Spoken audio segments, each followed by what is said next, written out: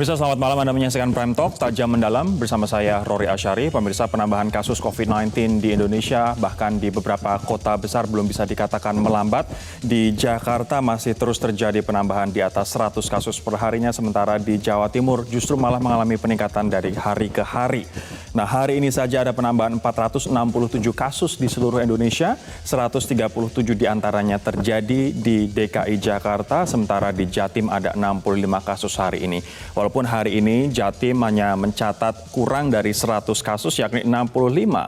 Namun kemarin ada 244 kasus baru di Jawa Timur, sementara tanggal 21 Mei yang lalu mencatatkan rekor tertinggi di Jawa Timur, yakni ada 507 kasus dalam satu hari. Kita akan melihat bersama grafik yang kami tampilkan berikut ini yang merupakan rata-rata pertambahan harian dari kasus di DKI Jakarta dan juga Jawa Timur yang kami bagi per 1 minggu atau 7 hari. Kita lihat bersama-sama datanya. Ini merupakan data yang kami ambil dari awal bulan Mei 2020, pemirsa, kemudian kami bagi menjadi 7 hari, mulai dari 1 sampai 7 Mei, 8 hingga 14 Mei, 15 hingga 21, 22 hingga 28, dan juga 4 hari terakhir, yakni 29 Mei hingga 1 Juni atau hari ini. Jawa Timur, Anda bisa saksikan bahwa di awal Mei rata-rata pertambahan kasus hariannya adalah 38,8 kasus per hari, kemudian naik terus naik sampai dengan minggu lalu menjadi 187,8. Bisa dikatakan ini sedikit turun menjadi 152, namun ini baru 4 hari, belum 7 hari jika dibandingkan dengan periode-periode yang lalu. Artinya Jatim masih sangat tinggi. Anda bisa bayangkan di minggu lalu penambahan kasus rata-rata hariannya mencapai 187,8. Kemarin seperti yang saya sampaikan ada 244 kasus, tanggal 21 ada 507 kasus di Jawa Timur hanya dalam satu hari. Kemudian di DKI Jakarta juga belum bisa dikatakan grafiknya menurun begitu dikarenakan rata-rata pertambahan kasusnya per minggu masih di angka 100, ini terutama minggu lalu. Kemudian minggu ini 121, namun sekali lagi ini baru dihitung dari tanggal 29 Mei hingga 1 Juni begitu. Sehingga ini menjadi pertanyaan besar, apakah kita siap untuk melakukan atau masuk ke dalam new normal di saat penambahan kasus di dua provinsi ini masih di atas angka 100. R0 ataupun tingkat reproduksi bisa dikatakan bahwa di DKI Jakarta hampir menyentuh 1 atau hampir di bawah 1. Namun apabila kita melihat kemudian kapasitas testing kita dan juga pertambahan jumlah kasus positif perhariannya yang masih di atas angka 100, ini menimbulkan tanda tanya siapkah kita untuk memasuki new normal. Kalau misalnya melihat hari ini saja di DKI Jakarta, kita akan lihat bersama-sama grafiknya bahwa total kasus ada 7.485 kasus positif dan dalam satu hari ini bertambah 137. Jumlah orang meninggal hari ini bertambah 1 di DKI Jakarta menjadi 518. Kemudian jumlah orang yang sembuh naik secara signifikan. Ini adalah sesuatu hal yang patut kita syukuri, menjadi 190 dengan total orang 2.272 sembuh. Nah, negara-negara di dunia saat ini menggunakan R0 atau R0 atau R value untuk mengukur tingkat penularan COVID-19. R0 atau logonya R0 artinya R01, pemirsa, artinya adalah satu pasien positif masih bisa berpotensi menularkan ke satu orang yang lain. R0 2,5 artinya satu orang positif bisa menularkan ke 2 hingga 3 orang lain begitu. Nah, R0 di beberapa daerah di Indonesia bervariasi, bermacam-macam. Yang ditargetkan oleh Jakarta sebelum masuk ke new normal adalah R0 di bawah 1. Nah, saat ini R0 di DKI Jakarta masih 1,07. Sementara daerah-daerah lain ada yang di bawah 1, ada yang masih di atas 1. Contohnya adalah Sumatera Barat, kemudian Jawa Timur cukup tinggi menjadi 1,22, sementara Gorontalo masih 1,97. Apa artinya dari 1,22, apa artinya dari 1,97? Bahwa satu pasien atau satu orang yang positif, entah itu memiliki gejala ataupun tanpa gejala atau yang kita sebut sebagai OTG, bisa menularkan dari 1 sampai dengan 2 orang yang lain. Bahkan kadang-kadang dia tidak sadar bahwa dia telah sakit begitu atau dia telah terinfeksi COVID-19. Nah, kita sekarang saya akan menyapa kemudian pemirsa Wakil Gubernur DKI Jakarta Ahmad Riza Patria dan juga ahli epidemiologi Universitas Indonesia Dr. Pandu Riono untuk mengukur apakah DKI Jakarta memang siap memasuki new normal, terlebih lagi pada tanggal 4 Juni nanti merupakan hari terakhir dari PSBB dan ini penentuan apakah PSBB akan diperpanjang atau PSBB DKI Jakarta akan dilonggarkan. Saya akan menyapa Bang Riza, selamat malam.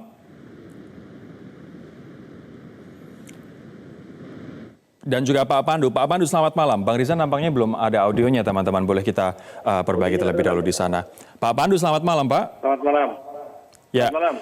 Ya, saya akan ke Bang Riza terlebih dahulu. Bang Riza, 1 Juni hari ini merupakan tanggal penting dikarenakan ini merupakan evaluasi PSBB DKI Jakarta tahap ketiga untuk menentukan apakah akan diperpanjang atau PSBB ini berakhir pada tanggal 4 Juni nanti. Apa hasil evaluasi hari ini, Bang Riza?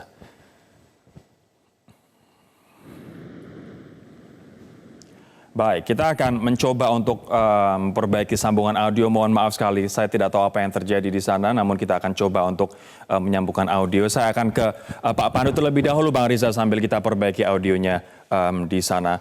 Pak Pandu, kalau misalnya melihat data terakhir R-value atau R-note dari DKI Jakarta 1,07 begitu.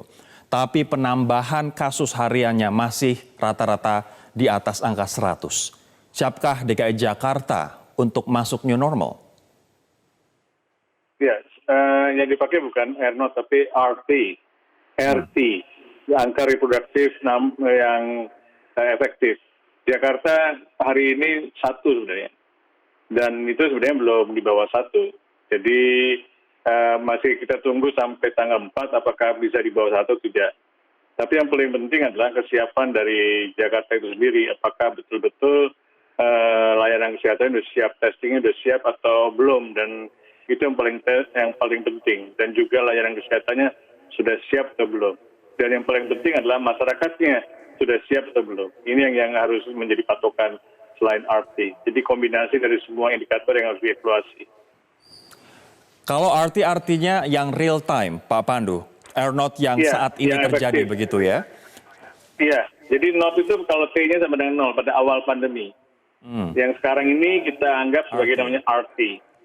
Kalau sekarang dengan misalnya belum menyentuh di bawah 1, Pak Pandu, tapi dengan banyak faktor lain, misalnya kemudian penambahan kasus harian masih di atas 100, kemudian jumlah orang yang meninggal juga masih saja ada setiap harinya begitu untuk seluruh Indonesia, walaupun DKI Jakarta hari ini tambah 1 begitu. Kemudian kapasitas tes PCR harian kita, apakah sebenarnya ini mengindikasikan hanya dengan RT 1 atau menuju di bawah 1, kita sudah siap untuk new normal?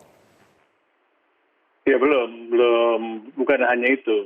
Tetapi juga harus penurunan kasusnya memang harus konsisten dan kemudian kapasitas testingnya juga harus terus meningkat. Dan juga perilaku penduduknya sudah mulai banyak yang patuh menggunakan masker dan selain itu kesiapan dari layanan kesehatannya. Apakah layanan kesehatannya sudah cukup mampu menghadapi setiap potensial peningkatan kasus. Ini yang paling penting. Baik. Pak Bang Riza sudah bisa mendengar suara saya dengan jelas, Bang Riza? Ya, bisa. Oke, Bang ya, bisa. Tadi pertanyaan saya di awal adalah hari ini hari yang menentukan begitu karena evaluasi PSBB tahap ketiga. Kita tahu tanggal 4 Juni nanti adalah break it or make it. Apakah diperpanjang atau tidak PSBB tahap ketiga ini? Evaluasi dari PSBB ketiga sejauh ini seperti apa, Bang Riza? Ya, sebagaimana sudah disampaikan Pak Gubernur dan kami semua di berbagai kesempatan bahwa memang PSBB ketiga menjadi PSBB yang sangat penting karena PSBB ketiga ini akhir Ramadan memasuki Idul Fitri. Seperti saya sampaikan, yang pertama orang sudah jenuh 2 bulan ingin keluar, kemudian di Ramadan ingin mencari takjil, yang ketiga anak-anak minta beli baju lebaran, ibu-ibu keluar pada pedagang kaki lima ingin berjualan, kemudian ada yang ingin Idul Fitri, ada yang mudik, ingin silaturahmi dan arus mudik. Jadi memang PSBB ketiga ini sangat krusial. Untuk itu kami melakukan 2 pergub 41 tentang sanksi dan pergub 47 tentang surat izin keluar masuk. Alhamdulillah dalam prosesnya kami mengecek juga, Pak Gubernur mengecek lapangan, kami mengecek lapangan, alhamdulillah ada tanda-tanda membaik. R0-nya tadi sampaikan Pak Pandu, Pak Dokter betul, sudah sampai 1. Kita berharap bisa mencapai 0,9, 0,8, bahkan mudah-mudahan sampai 0,7. Sebagaimana kita ketahui, kita akan melihat dalam berapa hari ke depan, Pak Gubernur dalam 1-2 hari ke depan akan mengumumkan apakah nanti setelah tanggal 4 kita akan memasuki masa PSBB keempat atau justru kita bisa mengakhiri masa PSBB sebagaimana harapan Pak Gubernur dan kita semua, kita memasuki masa transisi menuju masa kenormalan baru. Apa yang menjadi parameter indikator tadi Pak Pandu sudah menyampaikan. Yang pertama adalah R0-nya di bawah 1. Alhamdulillah hari ini sudah 1. Mudah-mudahan kita bisa mencapai di bawah 1. Yang kedua terkait testing dan tracing. Alhamdulillah testing yang kami lakukan sudah luar biasa di Jakarta, termasuk yang terbaik dibandingkan kota-kota provinsi lain, sudah memenuhi standar daripada WHO yang diminta oleh WHO. Berapa jumlah testing? PCR-nya sudah lebih dari 152.436. WHO meminta itu paling tidak 10.000 dari 1 juta penduduk. Kemudian yang kedua begitu juga rapid test juga sudah 143.091 orang. Dan terus kami lakukan testing rapid test maupun PCR.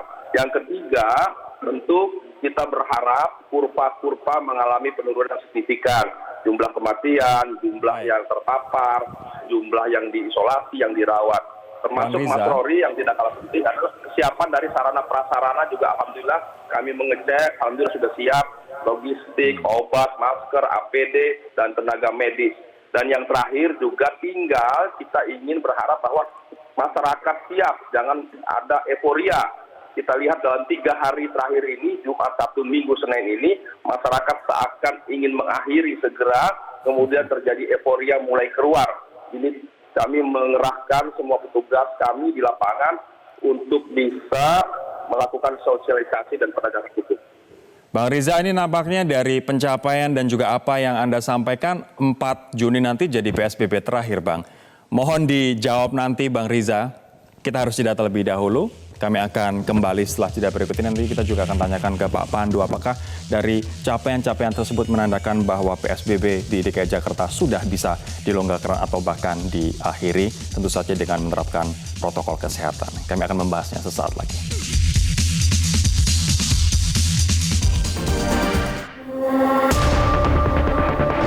PSBB diperpanjang atau tidak berperpanjang sangat bergantung dalam 2 minggu terakhir ini atas sikap, perilaku, dan ketaatan daripada warga. Ya, mudah-mudahan R0-nya semakin menurun, kurvanya menurun. Kalau kesiapan sarana prasarana, tenaga, dan sebagainya sudah siap. Tinggal 2 ya parameter indikatornya, dari R0-nya terus menurun dan kurva-kurvanya semakin menurun. Kita akan kembali lanjutkan perbincangan kita. Bang Riza, dari apa yang Anda sampaikan, capaian-capaian termasuk rasio testing khususnya di DKI Jakarta untuk PCR, nampaknya 4 Juni nanti akan jadi hari terakhir PSBB kita, Bang, di DKI Jakarta. Ya, belum bisa dipastikan, Mas Rory ya. Kami terus berkoordinasi dengan para pakar, dengan Pak Dr. Pandu, dan kawan-kawan dan pakar lainnya. Malam ini juga kami rapat dengan gugus tugas pusat. Besok kami akan rapat lagi dengan gugus tugas DKI Jakarta. Terus memantau dan memeriksa. Mudah-mudahan tidak ada kejutan-kejutan negatif. Tapi justru kita harapkan ada kejutan-kejutan yang positif untuk mencapai masa PSBB ketiga yang terakhir. Ya, saya tidak ingin mendahului. Semua sekali lagi bergantung pada angka-angka yang kita lihat dalam beberapa hari ke depan. Baik. Namun demikian perlu kami sampaikan. Kami Provinsi DKI sudah siap dengan segala kemungkinannya menyiapkan sarana prasarana, termasuk tadi hari ini Pak Gubernur langsung memimpin kami rapat dengan 62 RW di zona merah. Kami ingin kejar dalam beberapa hari ini ada peningkatan yang baik di RW-RW merah supaya menjadi RW-RW yang kuning menjadi hijau. Sehingga menyusul bagi RW umumnya yang sudah hijau di DKI Jakarta. Saya akan ke Pak Pandu sekarang. Pak Pandu, apa evaluasi Anda jelang berakhirnya PSBB yang ketiga di DKI Jakarta? Terlebih kita baru saja melewati bulan Ramadan dan juga Idul Fitri, dan ternyata masih banyak juga mereka yang berhasil lolos ke daerah-daerah untuk pulang kampung. Iya, jadi sebenarnya Jakarta masih sangat berisiko. Dampak mudiknya belum terjadi. Ini yang perlu kita khawatirkan gitu. Kalau menurut saya sih ada baiknya pembatasan sosial ini jangan dicabut dulu, tetapi kalau mau dikurangi silahkan. Tapi dipilih betul wilayah-wilayah dan kegiatan yang perlu dilonggarkan. Jadi bukan berarti PSBB-nya diakhiri, PSBB-nya tetap bisa diperpanjang, tapi di dalam masa transisi itu beberapa kegiatan boleh saja diuji coba yang paling rendah risikonya karena kita harus siap untuk menghadapi lonjakan. Kalau memang terjadi lonjakan, terpaksa kita ketatkan lagi.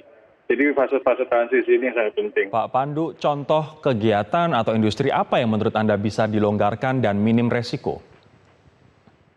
Ya misalnya boleh saja mereka bekerja di kantor sudah diizinkan, tetapi apakah kantornya siap? Misalnya suasana kantornya apakah memang sudah siap untuk mengecek semua karyawannya supaya kepadatan di tempat kantor sudah berkurang, sirkulasi tempat kantor sudah baik, ya kan? Ada yang sebaiknya sih bertahap saja.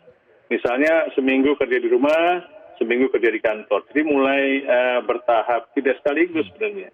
Memang ini masa-masa kritis, pilihan-pilihannya juga tergantung daripada pilihan yang kebijakan yang tidak saja jenis pekerjaan, tapi tempat kerjanya apakah sudah siap dan karyawannya apakah juga siap.